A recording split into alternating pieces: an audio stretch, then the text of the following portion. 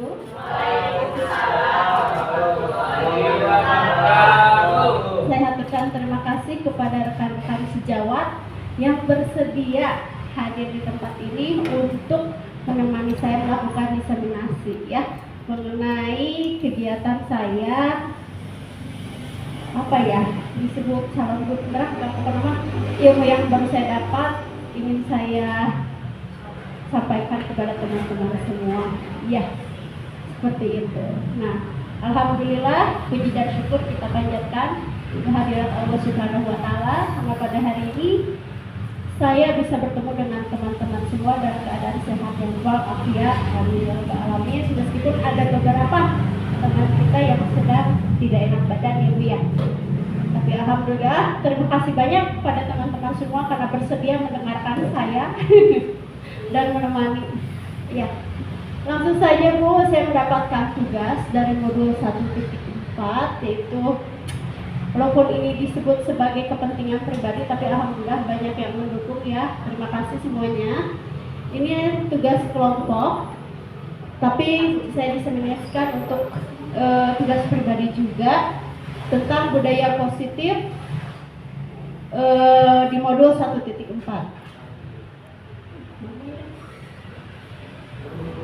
Nggak bisa digeser ya, nggak ada musik. Kalau ini kelihatan nggak Bu? Kelihatan kecil ya? Itu diperbesar bisa Tuan, sebelah kotak-kotak, sebelah kotak itu diperbesar. Yang slide pertama itu pertanyaan semantik aja. Alhamdulillah di modul 1.4 ini saya belajar tentang budaya positif. Mungkin Ibu dan Bapak sudah pernah mendengar atau sudah pernah pelatihan tentang budaya positif ya Bu ya? Sudah ya? Sudah. Ada yang belum. Dan kalau tidak salah sudah disampaikan diseminasi oleh Bu Eni ya? Waktu itu ya. Nah, tapi di sini lebih ke pembelajaran. Kalau Bu Eni tadi ada bullying atau apa, ini lebih ke posisi kita sebagai gurunya. Oke. Apakah yang dimaksud dengan disiplin dan nilai-nilai kebajikan universal? Disiplin itu adalah pendekatan dalam mengelola perilaku individu, terutama anak-anak dengan mengedepankan pemahaman, empati, dan komunikasi yang baik. Pendekatan ini berfokus pada memberikan pengarahan, panduan, dan konsekuensi yang sehat untuk mengajarkan individu tentang tanggung jawab dan akibat dari tindakan mereka. Sementara nilai-nilai kebajikan universal adalah prinsip moral dan etika yang diterima secara luas dalam hampir setiap budaya dan masyarakat di seluruh dunia. Nilai-nilai ini mencerminkan prinsip-prinsip dasar tentang apa yang benar dan salah, serta bagaimana kita seharusnya berperilaku terhadap orang lain dan lingkungan. Nah, kalau nilai kebajikan itu contohnya seperti ini Bu. Disiplin, peduli, tanggung jawab. Nah, kalau misalnya saya menyebutkan memakai helm itu termasuk apa?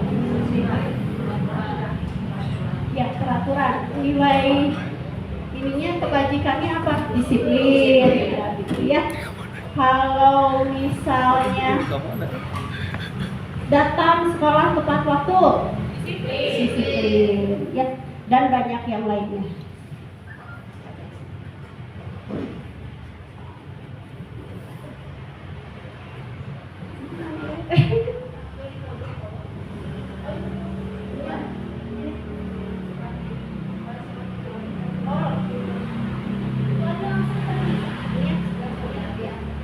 Oke, apa perbedaan antara?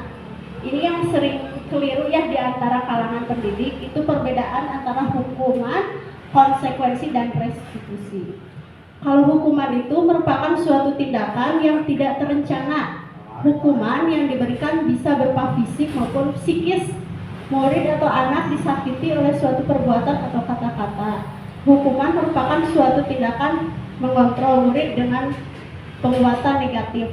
Hal ini berdampak murid merasa bersalah, rendah diri, dan mengasingkan diri. Hukuman mengajarkan murid untuk menyembunyikan kesalahan. Nah, seringkali ya di kita masih belum bisa membedakan mana hukuman, konsekuensi, dan restitusi. Hukuman biasanya itu dilakukan tanpa ada kesepakatan sebelumnya. Misalnya ada anak datang terlambat, Waktu zaman kita SD mungkin gitu ya Bu ya, SMP masih ada. Kamu datang terlambat keliling lapangan 5 kali.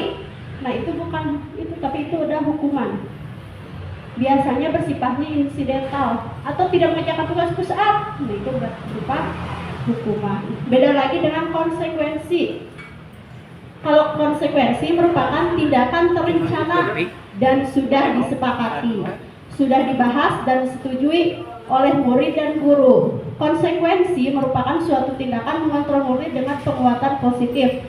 Murid belajar untuk menaati peraturan. Biasanya terdapat di apa, Bu? Iya, peraturan kelas, sekolah, itu berarti sudah terpapar, sudah ada kesepakatan sebelumnya. Konsekuensi, misalnya anak tidak mengerjakan tugas, ayo sesuai kesepakatan apa yang harus dilakukan. Nah itu berarti sudah ada kesepakatan sebelumnya, disebut konsekuensi. Sedangkan restitusi yaitu berlandaskan motivasi intrinsik. Murid belajar memecahkan masalah, murid paham bahwa dirinya sendiri yang memegang kendali kontrol dan semangat untuk memperbaiki diri. Apa bedanya konsekuensi dengan restitusi? Ada yang tahu?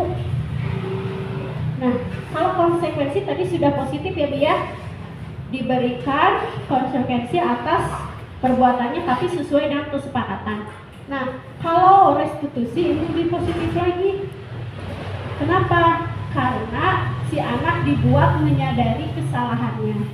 Kalau konsekuensi biasanya dia menaati peraturan tapi tidak ada motivasi di dirinya. Oh iya, tahu saya melanggar ini berarti harus seperti ini konsekuensinya. Tapi tidak muncul lagi dalam dirinya motivasi bahwa itu tuh nggak boleh dilakukan, terus aja seperti itu. Jadi kalau restitusi nanti anak sendiri yang mencari solusi dari permasalahannya sendiri. Itu ya Bu. Kembali lagi.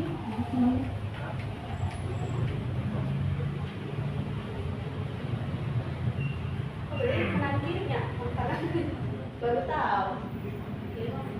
Nah, alhamdulillah di sekolah kita semuanya sudah bisa menggunakan atau membuat keyakinan kelas ya Bu ya.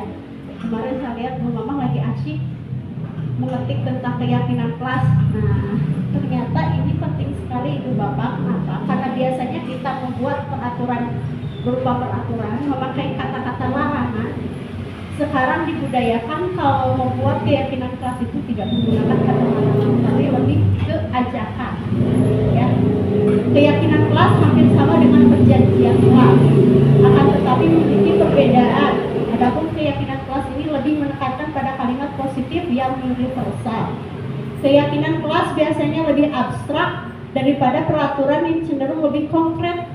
Hal penting yang diharapkan dari merumuskannya yaitu keyakinan kelas adalah tumbuhnya motivasi internal untuk disiplin dan hal-hal positif.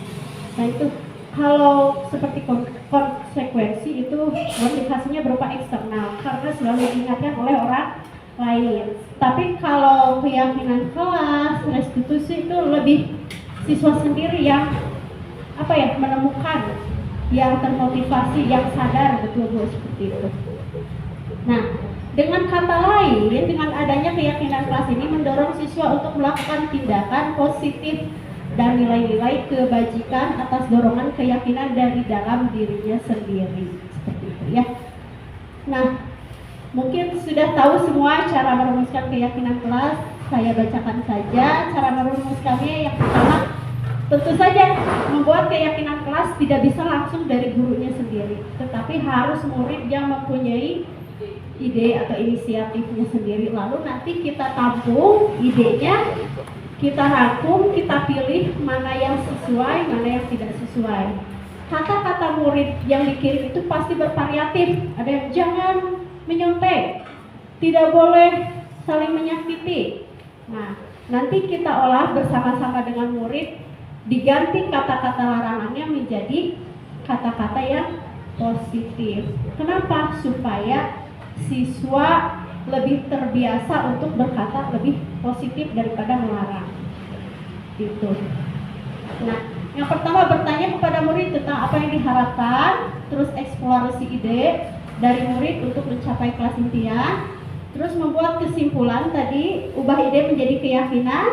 Nah, biasanya ini saya juga sama Bu, jarang ada tanda tangan kontrak keyakinan. Ternyata itu harus, kenapa? Supaya anak mengakui, oh iya kan saya yang membuat, saya yang sudah menandatangan. Biasanya kita hanya ketik aja, ini keyakinan kelas kita. Ternyata harus ada kontraknya biar anak mengakui bahwa dia iya betul bertanggung jawab. Terus pastikan keyakinan kelas selalu dilaksanakan dan menjadi pegangan seluruh siswa. Lakukan evaluasi dan refleksi bersama. Nah, pertanyaannya, apakah keyakinan kelas bisa berubah? Bisa berubah? Bisa. Jika sudah tidak relevan lagi bisa diganti dan bisa ditambahkan. Jadi tidak harus misalnya awal tahun kita membuat keyakinan itu terus. Bisa saja ditambahkan atau dikurangi sesuai dengan kebutuhan kelas masing-masing.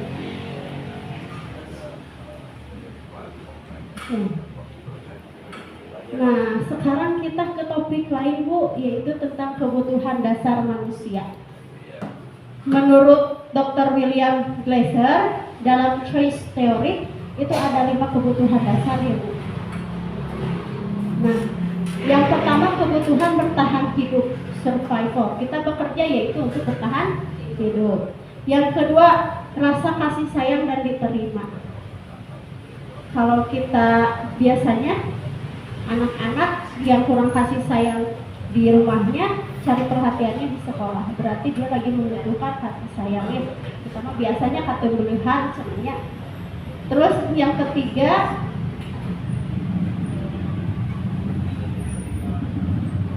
penguasaan, kebutuhan pengakuan atas kemampuan. Misalnya, anak yang pintar kan sekarang tidak boleh di ranking Bu. Ya, tetapi anak yang pintar biasanya butuh pengakuan bahwa dia itu ada seorang yang pintar. Nah itu jangan disalahkan, kayak itu adalah satu kebutuhan. Ya, misalnya Papa Tri suka naik gunung, tidak kita salahkan karena memang ya hobi dan kebutuhannya dia untuk penguasaannya. Terus 4, kebebasan, kebutuhan diberi pilihan. Katanya kalau kita jadi guru sekarang tidak ada yang namanya otoritas ya, otoriter ya, tapi lebih ke memenuhi segala kebutuhan siswa. Bahkan ditekankan di situ kalau kita itu adalah pelayan, katanya ya, kita adalah pelayan murid yang siap melayani segala kebutuhan murid. Walaupun terkadang sebenarnya keadaannya tidak semua murid bisa kita layani ya Bu ya, karena kebutuhannya berbeda-beda. 5, kesenangan. Nah, kebutuhan untuk merasa senang. Kalau ada siswa yang boring di kelas, bosan, berarti kebutuhan rasa senangnya tidak terpenuhi. Ada yang cari perhatian, lihat temannya nangis atau apa, dia merasa senang, berarti dia lagi membutuhkan kesenangan. Nah, dari tadi kelima kebutuhan, sekarang ada 5 posisi kontrol kita sebagai guru. Yang pertama, penghukum. Kita posisinya ada di penghukum. Penghukum itu tadi dari awal bahwa yang menghukum itu biasanya memberikan efek fisik atau psikis kepada anak tanpa mengedukasi lebih lanjut. Terus yang kedua, pembuat rasa bersalah seperti ini. Misalnya ada anak yang ribut, biasanya kita sudah, kamu ribut aja, enggak, kasihan sama ibu nanti dimarahin kepala sekolah. Berarti kita sudah menyalahkan anak. Nah itu, guru itu adalah pembuat merasa bersalah. Efeknya justru ini kelihatannya sepele, sering saya lakukan. Jujur, saya bukan tipe guru penghukum, saya tidak pernah menghukum, tapi saya kadang pembuat rasa bersalah. Justru ini yang paling berbahaya daripada penghukum. Kenapa? Karena menimbulkan rasa ketidakpercayaan murid. Jadi ternyata langsung di dalam hati justru kalau yang itu. Kalau yang membuat hukuman fisik itu biasanya capek-capek doang gitu ya, nantinya lupa. Tapi kalau yang ini biasanya nanti si anak langsung kena gitu, langsung baper. Tak lepas abis waktu itu soalnya, kamu gak sayang sama ibu, ribut terus. Justru efek nantinya yang bikin berbahaya. Terus posisi sebagai teman. Kita ya kadang sebenarnya menganggap murid itu sebagai teman. Bagus ya Bu, kenapa? Jadi murid bisa terbuka kepada kita bisa mengendalikan murid, istilahnya apa ya? Bertukar pikiran murid lebih apa ya? Mudah untuk kita ajak apapun, diskusi atau apa, tetapi efek sampingnya kalau murid SD nanti jadi datang.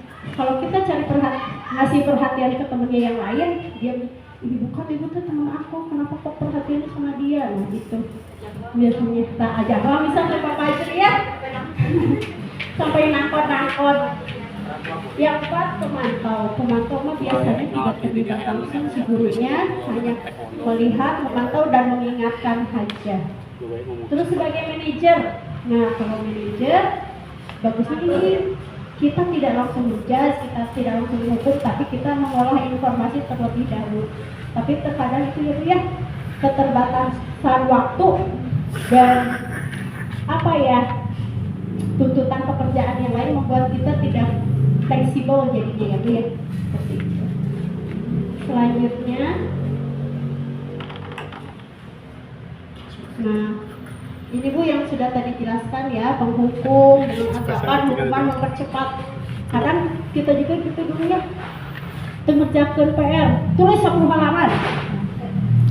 Kesannya kita membuat siswa jerah, padahal tidak, siswa tidak akan jerah kalau seperti itu, malahan dia akan terus mengulanginya.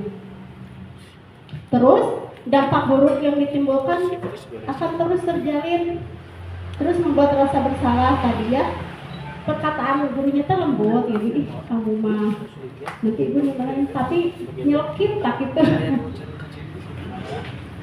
Terus sebagai teman, guru tidak akan menyakiti murid, namun akan tetap berupaya mengontrol melalui persuasi. Nah, jeleknya seperti tadi ya, nanti ketika kita memperhatikan yang lain, dia akan menjadi cemburu. Kan ibu teman saya, kenapa sama dia? Itu. Memantau, tadi manajer sudah ya Bu. Selanjutnya,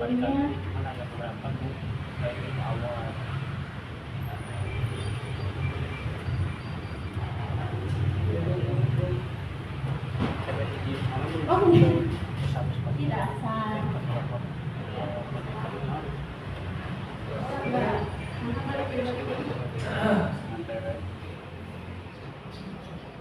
Nah, ini yang sedang saya harus lakukan, yaitu tentang segitiga restitusi. Jadi tadi dari awal ada hukuman, ada konsekuensi dan restitusi.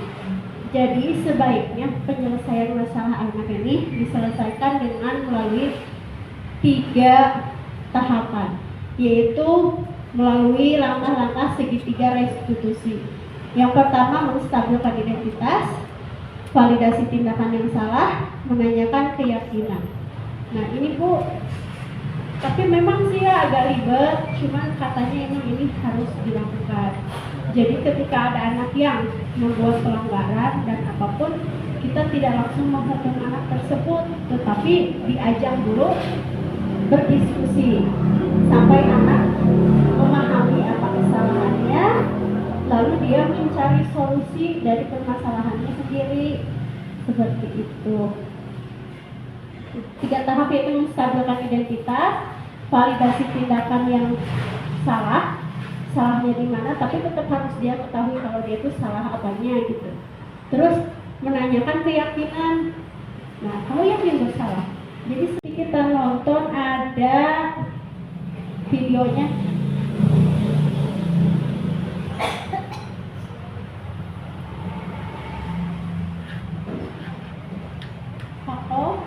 Biasa itu nyeri yang habis sharing YouTube yang Bu Edi. Pak Sarip biasaan Bu.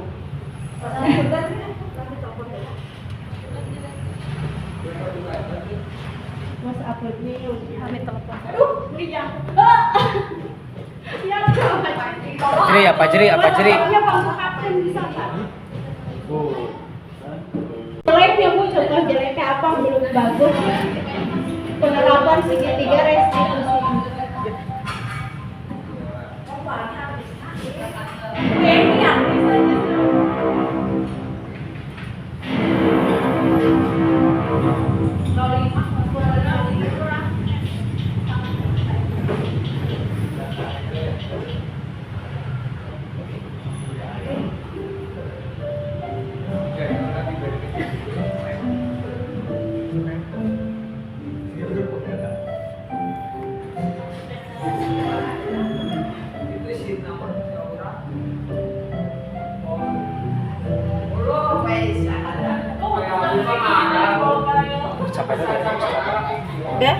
satu hasil hidung. Jadi hidung Dede. Karena aku kan kuliahnya ke SMA geus di Cicapa dulu. Dede mah di Yang SMA di Cicapa, yang kuliah di Lembang. Mas nggak beri bom belum? nya ibunya. Eta tuh laki-laki perempuan sama. Dede di Pusdiku di sekali kapalin dia. Kamera tapi bukan. tempat berenang teh. Pusat teh Kang Seta ke atas. Ya itu nggak boleh. Saya kan mencontohkan. Hah? Ya ini dah. Kelihatan dari sini juga. Dedit ku apa Jri?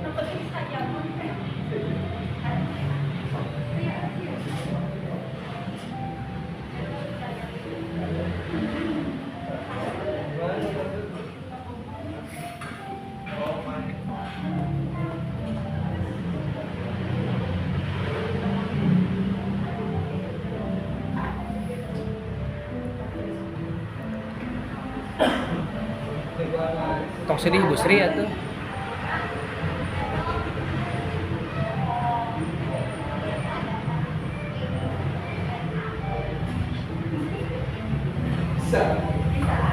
Bisaan acting nama teh.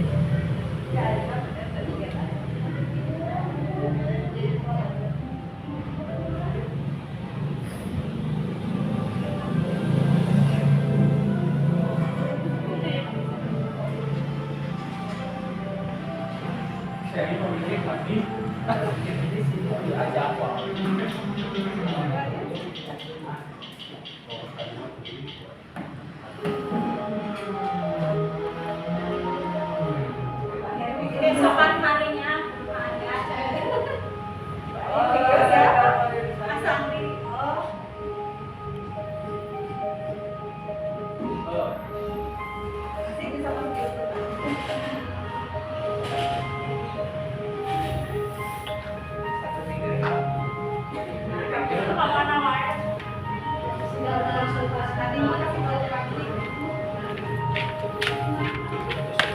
Makanan mana? Tuh. Makanan itu. Saya juga nggak bisa bikin. Bisa loh. Oh iya ada teksnya.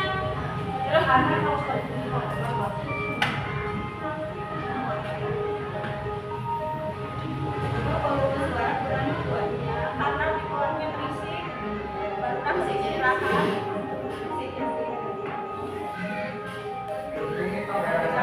Kamera terus buatan.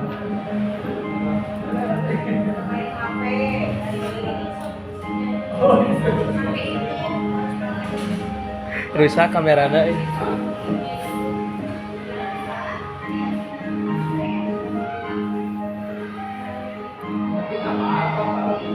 Ini pakai yang video-video di KMM. Oh ya. Bisa dimasukkan.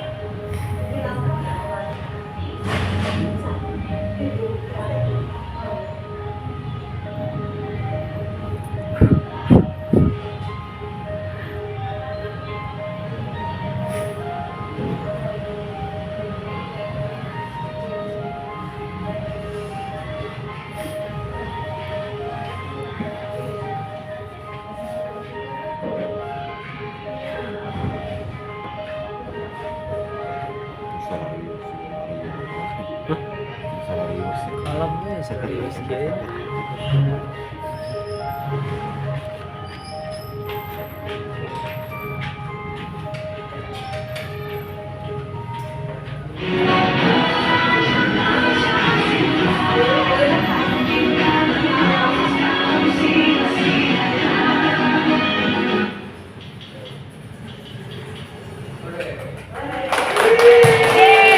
Lima ada artis. Ya, itu kurang lebih gambaran tentang penerapan segitiga restitusi. Coba saya mau tanya sebentar kepada teman-teman, kira-kira perbedaan video tadi dengan hal yang biasa kita lakukan sehari-hari ketika kita memanggil siswa yang melanggar atau yang melakukan keonaran, kira-kira perbedaannya apa? Yang paling dilakukan itu yang ketiga, keyakinan. Mengingatkan tentang keyakinan. Ya memang kalau mau validasi mungkin kita sebaiknya sudah banyak yang melakukan. Iya. Kalau validasinya kan belum semaksimal itu kan benar-benar dari siswanya deh. Menyadari. Kalau biasanya kan siswa kayak seperti belum mau menerima kalau dirinya salah. Nah, itu biasanya egoismenya masih muncul. Nah, memang tidak mudah ya Bu, apalagi anak seusia SD bisa pemecahan solusi sendiri, itu tidak mudah sekali. Tapi dengan terus katanya melakukan pembiasaan dan terus mensosialisasikan dan mengingatkan tentang keyakinan kelas, lama-lama akan timbul motivasi internal dari anak seperti itu.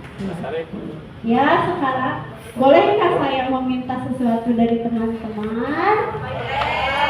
Ada dua kegiatan yang akan dilakukan. Yang pertama, saya ingin teman-teman menulis kata larangan.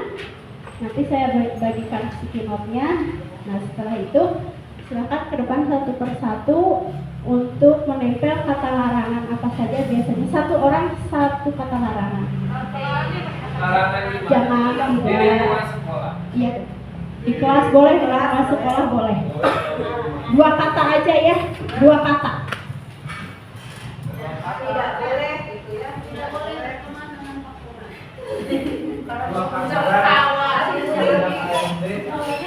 Mana Om? Dua atau tiga kata.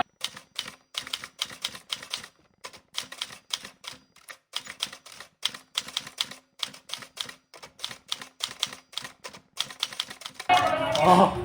Satu kertas saja, kata kata. Iya, saya pengen Happy, ini warna nabi. katanya aja ya. Tidak boleh. Tidak boleh karena Tidak boleh.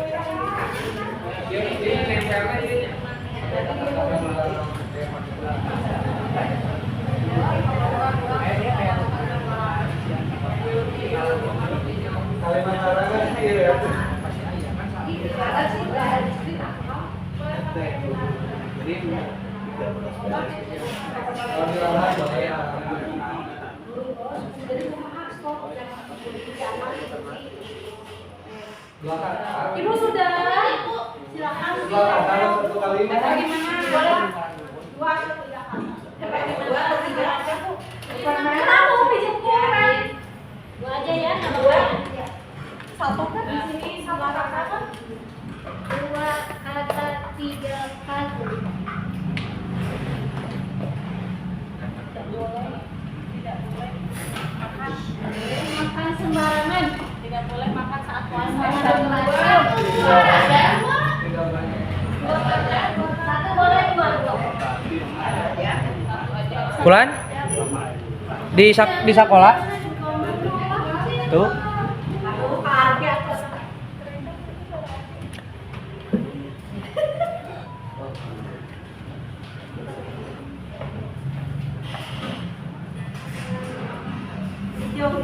hijau.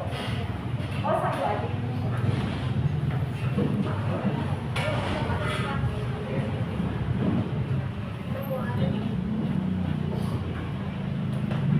Pasti dilarang merokok. Pasti Jangan merokok. tapi mau ikutan. Cok buah, aku main sini ya. Belakang layar. Jadi pakai ramen dulu.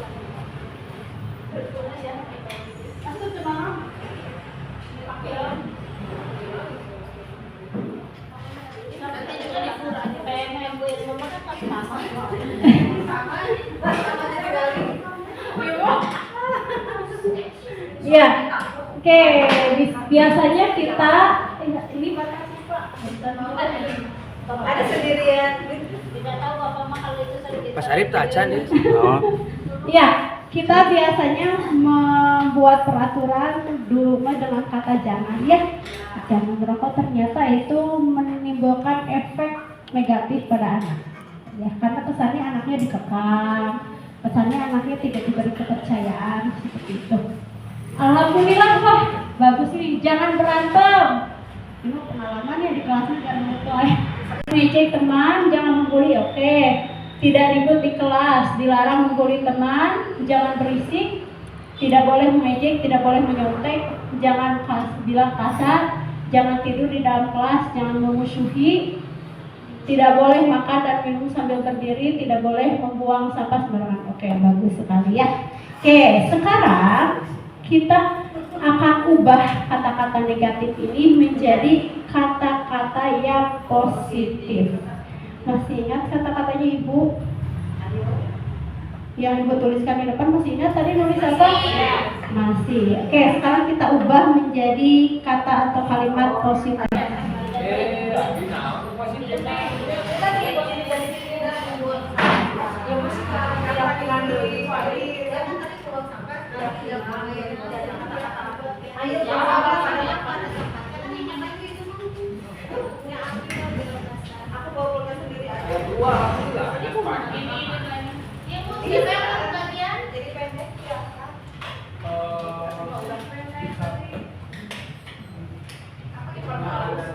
Oke, iya. Sebisa mungkin tidak ada kata larangan.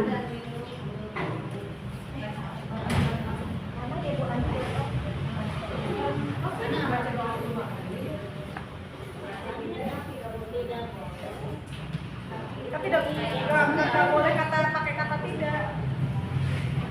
Kata tidak dan jangannya dihilangkan.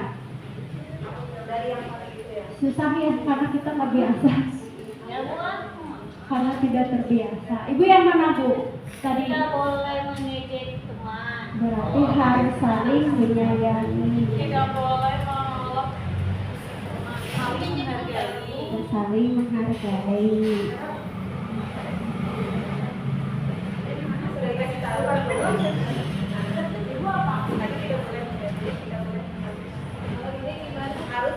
Berarti bekerja dan berusaha sesuai kemampuan.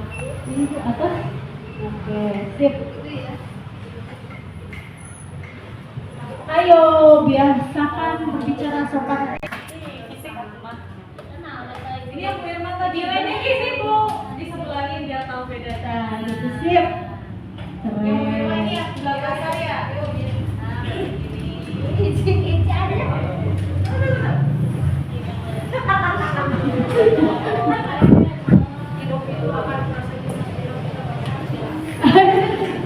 Motivasi ya, kita motivasi hidup.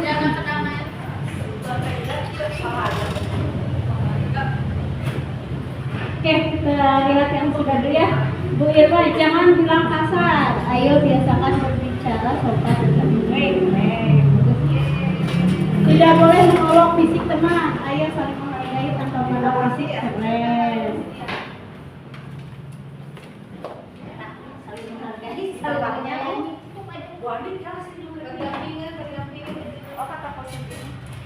Oh, berdampingan. Tentang bedanya. Biar terlihat perbedaan sebelum dan sesudah. Ibu ya, ini ya Bu, kalian saya menghargainya ya ini tulisan Ibu ya.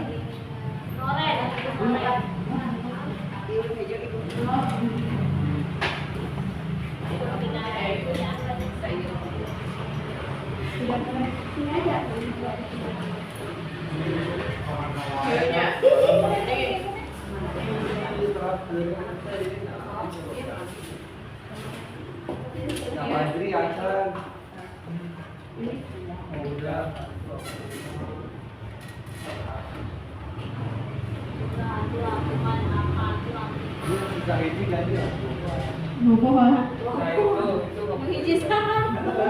Jangan Tidak boleh makan dan minum sambil berdiri, tidak boleh membuang sampah sembarangan, membaca doa sebelum makan dan minum, atau ditambahin makan dan minum sambil duduk. Ya, kan isinya berdiri. Buanglah sampah pada tempatnya, bagus. Jangan berisik, jaga kenyamanan. Oke, siap. Jangan tidur dalam kelas, tetap fokus dalam kelas. Tidak boleh mengejek, tidak boleh menyontek, harus menghargai sama teman, harus berusaha sendiri mengerjakan ulangan. Sip, bagus. Dilarang membuli teman. Ayo saling menyayangi dengan teman. Harap hebat, alhamdulillah. Tidak boleh mengejek teman, saling menghargai. Jangan membuli, saling menyayangi. Sip. Tidak ribut di kelas.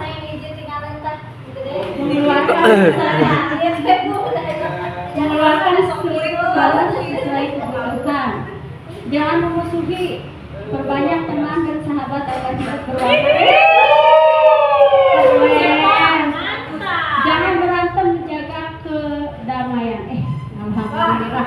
Berarti guru SDN 055 Jatiharap sudah terbiasa menggunakan kata-kata positif.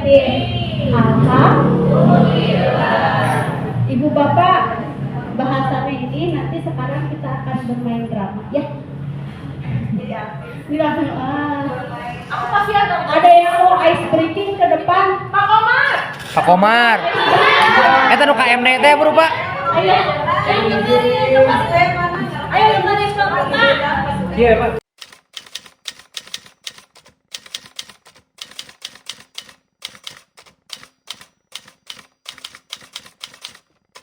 Kelompok 2 ya kan limaan ya.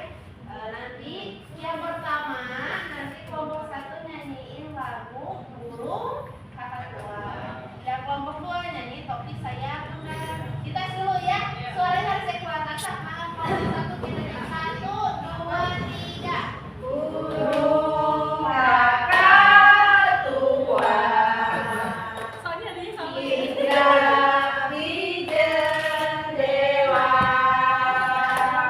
Nenek sudah tua, giginya tinggal 2. Sekarang kelompok ini nyanyi lagu topi saya benar. 1, 2, 3 topi saya bunda, bunda topi saya. Kalau tidak bunda, bukan topi saya. Sekarang dicek kelompok 1 sama kelompok 2 nyanyinya barengan, tapi jangan sampai ada yang kegoda sama kelompok lain. Jangan yang kenceng. Di sini nih, burung saya bunda. Jangan gitu. Oke, kelompok Bella maju. Bella maju. kelompok 2 siap? Suara siap? Suara siap? Oke. Kelompok maju udah kayak gini. 1, 2, 3 topi saya tua, bunda topi saya. Nenek sudah tua, giginya tinggal saya. Tadi yang Bella dengar kita dipakai burung saya bunda. Bunda topi saya,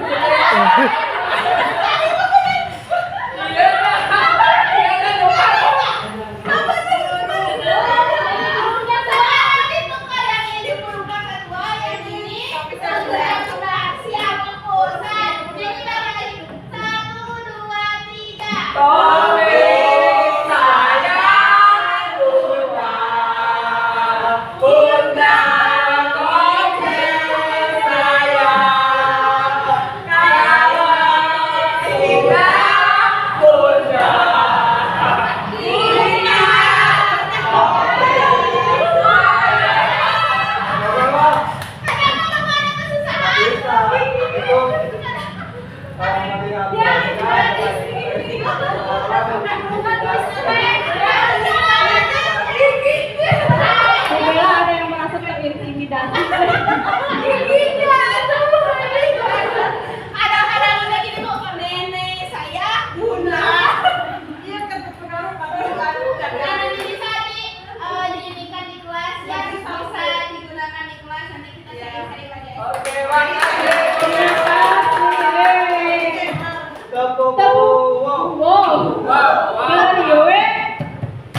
kasih O. Baik, keren sekali. Alhamdulillah, hatur nuhun. Sekarang tadinya mau 3 kelompok, tapi berhubung yang katanya ada 2, jadi kita buat 2 kelompok ya Ibu Bapak ya. Kita membuat drama penerapan CB3 restitusi. Nanti ada yang berperan sebagai anak dan ada yang berperan sebagai guru. Pak Beketma coba kapain 2 anak. Sini ya Bapak, jadi 2 kelompok. Biar seimbang laki-lakinya 1 ewan gitu. Aduh, berlipat satu laki-laki 1 ewan. Iya. Eta tong back halangin. 2, 1, 2. 1, 2. Oke, yang 1 berarti ke papanya, yang 2 ke Pak Komar. Saya kasih dulu ya. Mana dia ke depannya? Ke depan ya Teh. Ini kalau kasih Ada mau duduk boleh. Diskusi lah. Duduk lah.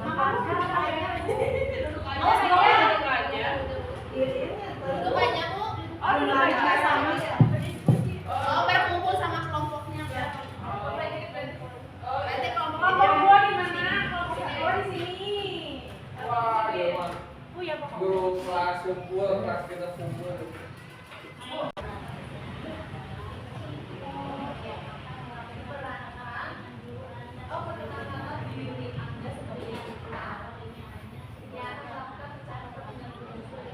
Senyum atau Bu Sri?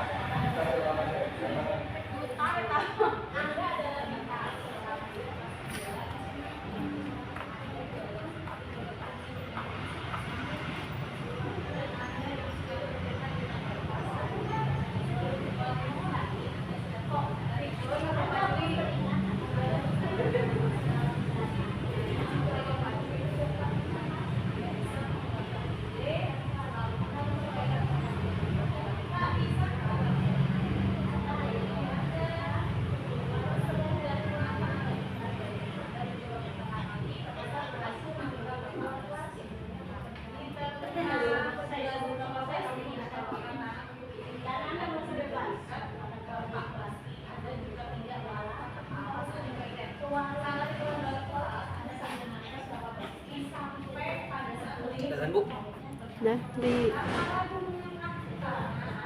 nggak apa-apa lagi diskusi nanti itu aja. Oke aja. Nanti pas pada acting ke depan nih.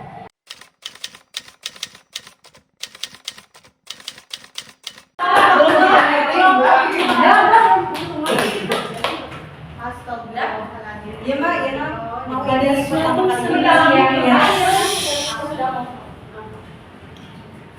Pada suatu siang yang teramat sangat panas, suasana di dalam kelas amat sangat membosankan. Anak-anak sudah merasa kantuk, lapar, tetapi harus belajar matematika. Kali biar gak bosan apa ya? Kita kan matematika pusing. Kemudian belajar cara apa ya? Belajar yang beda ya. Habis Pak Guru naraninnya bingung, bersama terus ya. Biar nanti gimana? Biar relax, biar kita nggak pusing. Teman-teman boleh ikut ngobrol nggak? Iya, Apa? Kalau misalkan kita bosan, gimana kalau kita bercanda aja sama Pak Gurunya? Gimana? Bercanda gimana sih? Kalau aku izin terus ke kalian gimana? Jadi nanti Pak Gurunya kebingungan aku kenapa? Oh gitu. Jadi nanti nggak fokus Pak Gurunya. Oh, jadi bolak-balik ke toilet? Kayak gitu. Aku cobain sama kamu. Oh, aku ada yang cobain aja. Berani nggak kamu? Asal nanti aku jadi dapat sama kalian, aku boleh deh berani. Iya deh, coba ya. Cobain ya. Oke. Assalamualaikum warahmatullahi wabarakatuh. Selamat siang anak-anak. Baik. Kalian tahu sekarang yang apa? Matematika ya, namanya. Oke, keluarkan bukunya semuanya. Buku pelajarannya. Tadi pagi pelajaran apa kalian? Perkalian Pak. Tadi pagi.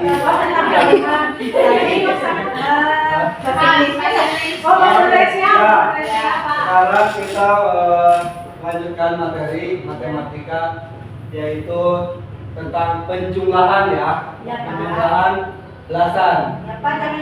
Ya, enggak. 12 ditambah 15. Ya, ada apa bisa? Oh, silakan. Mulai lanjutkan, perhatikan Pak Guru. Nah, kita belajar penjumlahan belasan susun ke bawah ya, susun panjang. Oh iya.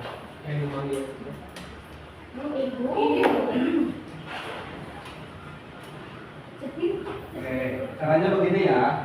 Jadi kalau penjumlahan itu langsung saja lurus, susun ke bawah. 2 ditambah 5 berapa? 7. 1 ditambah 1 berapa? 2. Jadi jawabannya berapa? 20. Oke, bagus. Jawabannya 20. Ada yang sudah bisa penjumlahan puluhan? 20, 30. Oh, oke. Ada apa, Bita? Mau bertanya? Enggak, saya mau berterima kasih lagi. Oh iya, boleh silakan.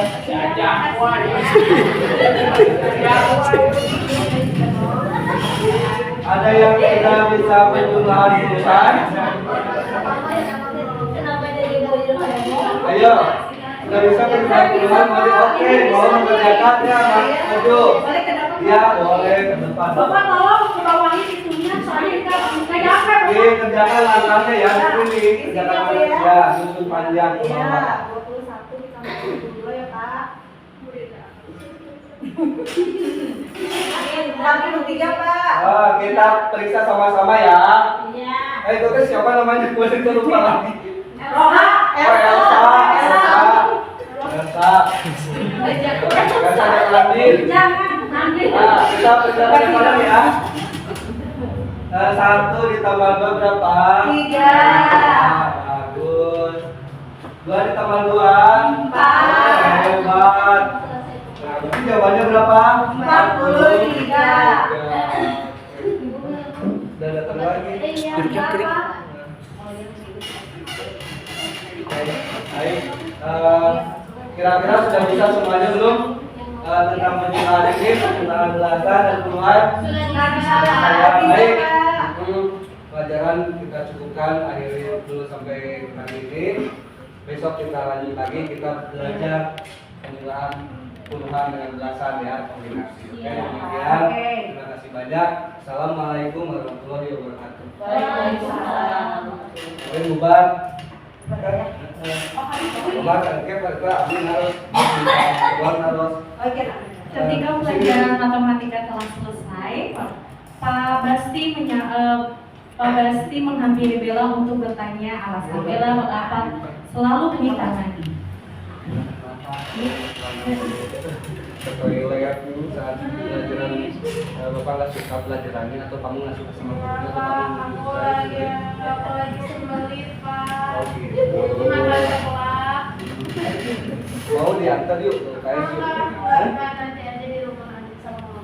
Kita obatin dulu yuk KS, nanti pulang. Enggak, oh enggak. Nah, karena sepatu bubar ya. Ini doa. Duduk siap. Rapi-rapi.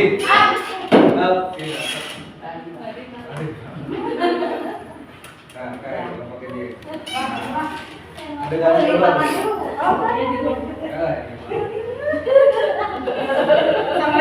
Assalamualaikum, Bapak. Waalaikumsalam. Setelah mahasiswa pulang, guru pun kembali ke ruang guru dan melaporkan peristiwa pada Tita kepada guru kelasnya. Berbahasa tuh atau ketemu atau saya sengaja nyampein? Sengaja. Oh, balik ke ruang guru.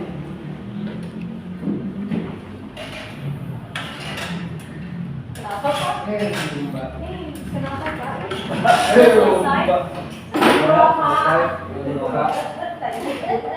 Ini apa? Kami di kelas di kita selesai. Ini biasanya mah Makanya Ada sendiri, tapi nggak mau. Jadi jika siapa ya? Apa aja? Jika di dua kali. Kunarator pengen ke toilet. Selesai siapanya.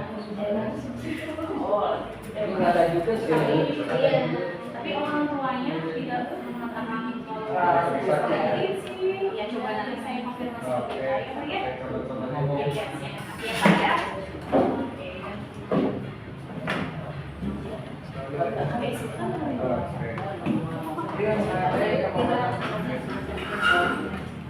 Keesokan harinya anak-anak seperti biasa masuk sekolah seperti hari-hari sebelumnya. Kita dan teman-temannya mulai bermain-main di lingkungan sekolah.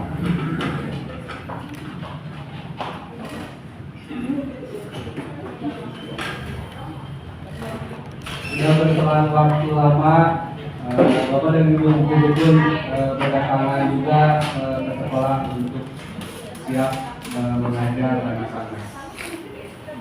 Ibu guru kita, wali kita teringat apa yang disampaikan guru matematikanya kemarin, maka beliau segera memanggil kita untuk menghadap ke ruang guru. Selamat pagi anak-anak. Pagi. Baik. Iya. Hari ini pelajarannya IPS dan Bahasa Indonesia ya. Baik, nanti perhatikan Bapak Ibu guru yang mengajar ya. Ya, Bu. Untuk kita nanti di jam istirahat boleh ke kantor Ibu ya. Iya, Bu. Yaudah, selamat belajar ya. Istirahat pun tiba, jam istirahat pun tiba. Kita tidak sempat jajan karena ya teringat tadi pesan dari wali kelasnya untuk menghadap ke ruang guru.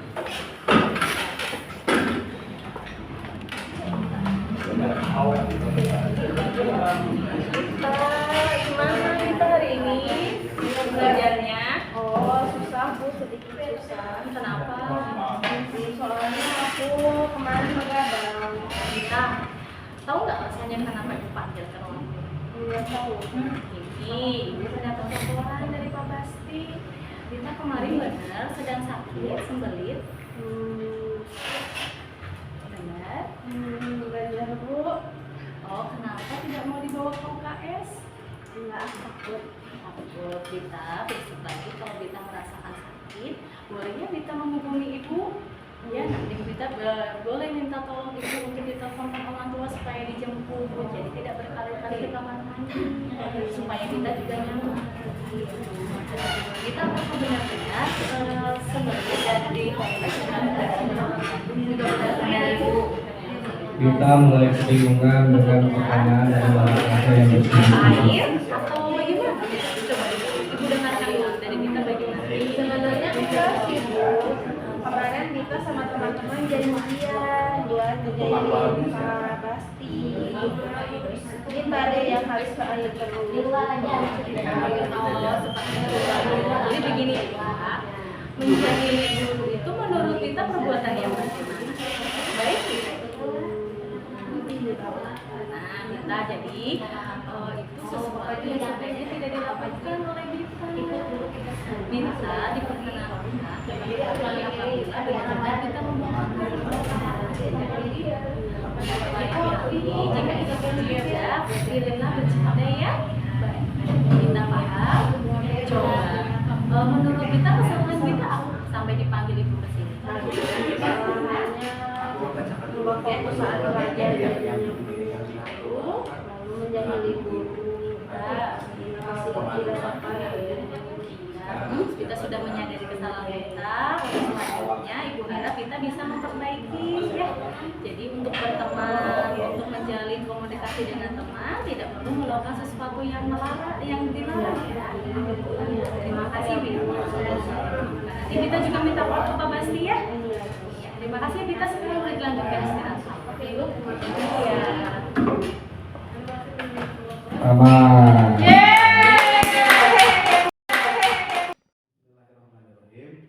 Kami dari kelompok 1 akan memainkan dramatisasi ya. Tapi sebelumnya saya diberi kepercayaan untuk membacakan prolognya terlebih dahulu ya. Ceritanya seperti ini. Ciko adalah seorang siswa SMP kelas 7 SMP Pelindo. Dia termasuk sebetulnya anaknya anak yang baik, bisa diajak untuk bekerja dalam artian piket dan lain-lain. Nah, suatu saat Ciko ini mau pergi ke sekolah, kemudian bertemu dengan dua temannya. Dua temannya ini mengingatkan bahwa hari ini Ciko adalah bagian piket di sekolahnya. Pertama-tama mereka sama-sama mengerjakan piket dengan kesungguhan. Mereka ini semua mengerjakan bersih kelas, bersih. Nah, dalam suatu saat mungkin Ciko merasa tidak bebas, kemudian merasa jenuh, ada niat tersembunyi untuk lari dari tugasnya sebagai tugas piket. Lalu ia pergi ke warung di belakang sekolah, kantin mungkin ya. Dia merasa bebas, lalu dia beli ini itu makan. Dalam keasikan makannya ini, mungkin ada beberapa temannya yang melaporkan atau bagaimana, saya nggak tahu. Akhirnya gurunya mendengar bahwa Ciko itu lari dari pekerjaan piketnya. Lalu dia bukan disamperin di apa ya? Dia disamperin ya. Dia disamperin sama gurunya, dipanggil namanya Ciko gitu. Ciko merasa nggak tahu itu yang manggil itu ibu gurunya. Lalu Bu, maaf Bu, dia merasa malu karena dia merasa tidak tanggung jawab dengan piketnya. Kemudian Ciko ini dibawa oleh gurunya untuk sedikit ada bimbingan individu ya. Dengan bimbingan individu itu Ciko merasa bersalah dan minta maaf kepada gurunya dan berusaha tidak akan mengulangi perbuatannya itu. Ya, mari kita saksikan visualisasi dramatisasi dari kelompok 1. Terima kasih.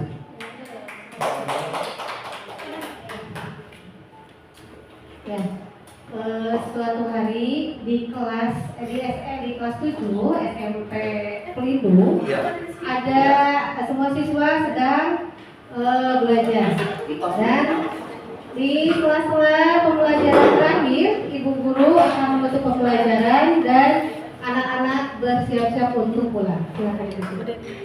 Dikirim ke Mbak. Selamat siang anak-anak. Selamat siang, Bu. Alhamdulillah, hari ini pembelajaran kita sudah selesai. Anak-anak, silakan siapkan dan nanti pulang. Tetapi yang masih ada tugasnya untuk mengerjakan piket kalian. Jadi piket dulu, jangan dulu pulang. Ya, silakan. Anak-anak, silakan yang piket dulu. Nanti setelah piket, nanti kalian boleh pulang. Baik, Bu. Berdoa dulu, Ciko. Berdoa dulu, pipi dulu berdoa. Sikap berdoa.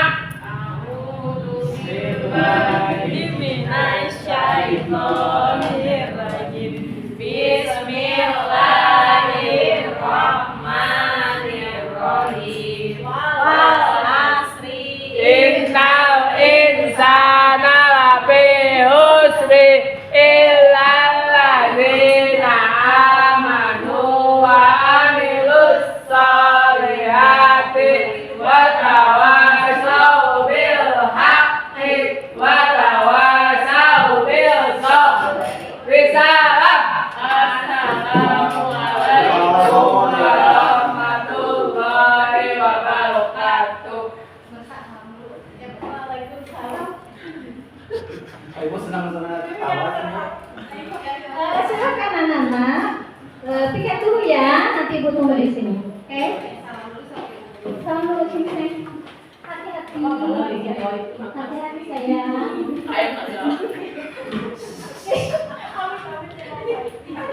Ada awal banget. Ya.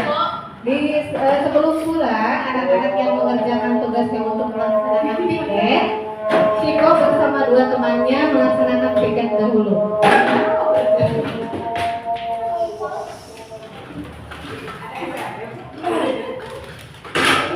Ciko mikir Ya, teman-temannya mengingatkan Ciko untuk piket.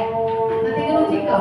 Nah, di sela-sela temannya sedang mengerjakan piket, Ciko diam-diam merasa bosan dan mengundang-undang untuk keluar ruangan dan kabur. Ciko kabur. Ciko kabur. Kawan.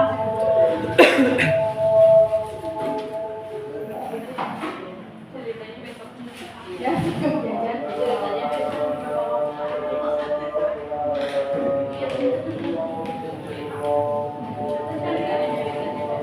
Ya, ceritanya teman-temannya sudah selesai melaksanakan piket dan Ciko masih belum kembali untuk melaksanakan piket.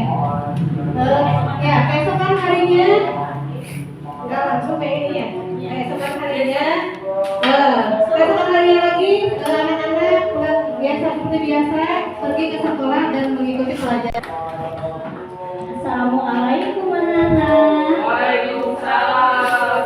Apa kabar hari ini? Alhamdulillah luar biasa. Allahu Akbar. Oke, hari ini kita akan mulai belajar tentang bahasa Indonesia ya.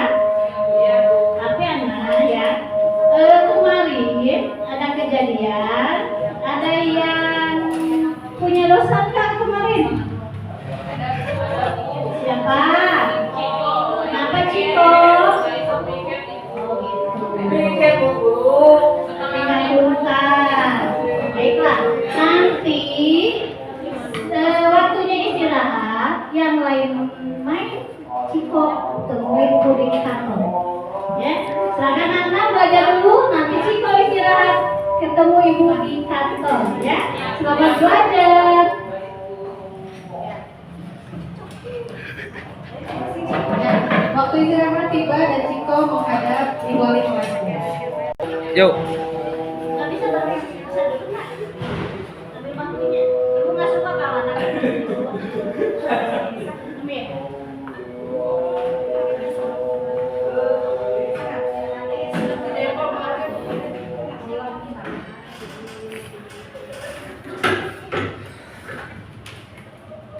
Aku mau tanya kejadian yang kemarin.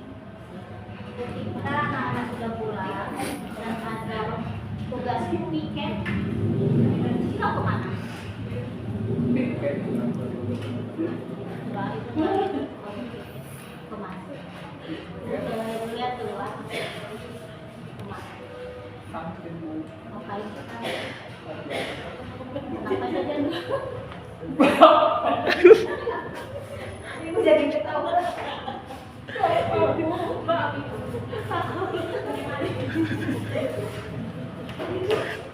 Ayo. Kenapa orang lain mengerjakan tugas kalau mau berjajan? Lapar. Lapar kan sebentar bisa ditahan. Kalau dikasih tugas, selesaikan dulu, baru boleh jajan. Apa kesalahan Ciko? Ya, jajan, Terus? tiket, Terus? Kamu. Terus mau bagaimana sekarang? ya maaf Bu. Mau mengulanginya lagi? Mau berubah? Harus berubah. Jadi harus bertanggung jawab. Kalau ada tugas harus bertanggung jawab. Oke, ya. Sip. Silakan. Mulai jajan sekarang.